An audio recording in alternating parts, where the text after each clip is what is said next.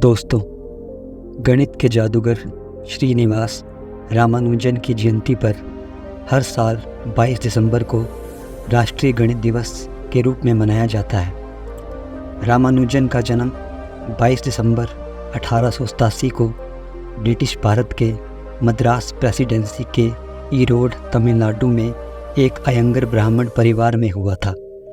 यह दिन हमारे राष्ट्र के विकास में गणित के महत्व को दर्शाता है।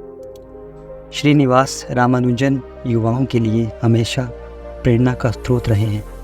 देश उनके अद्भुत कार्यों का सम्मान करता है। आज हम बात करेंगे श्रीनिवास रामानुजन द्वारा कही गई कुछ ऐसी बातों का जो आपको आपके लक्ष्य तक पहुंचाने में मदद करेंगी। रामानुजन दावा करते थे कि उनके पूरे जीवन काल में नमक्कल नामक एक हिंदू देवी उन्हें साबित करने के लिए समीकरण और सिद्धांत देती थी, जिन्हें वह जागते समय हल करते थे। श्रीनिवास रामानुजन जी कहते हैं कि गणित का सार इसकी स्वतंत्रता में निहित है।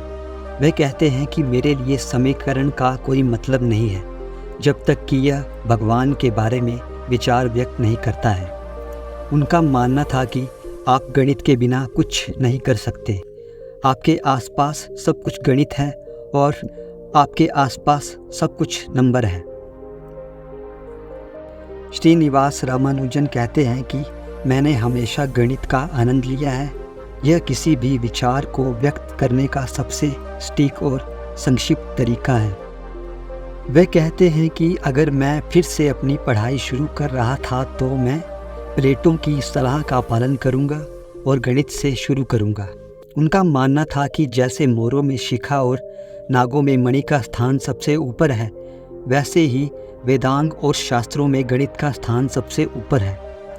वे कहते हैं कि ज्यामिति की रेखाओं और चित्रों में हम उन अक्षरों को सीखते हैं जिनसे दुनिया की यह महान पुस्तक लिखी गई है। बता दें कि ब्रिटेन में लंदन में मैथमेटिकल सोसाइटी का सदस्य चुने जाने के तुरंत बाद रामानुजन रॉयल सोसाइटी का फेलो प्राप्त करने वाले इतिहास के सबसे कम उम्र के लोगों में से एक बन गए थे। भारत के प्रधानमंत्री मनमोहन सिंह ने रामानुजन की उपलब्धियों का जश्न मनाने के लिए श्रीनिवास रामानुजन के जन्म दिवस 22 दिसंबर को राष्ट्रीय गणित दिवस के रूप में घोषित किया। धन्यवाद।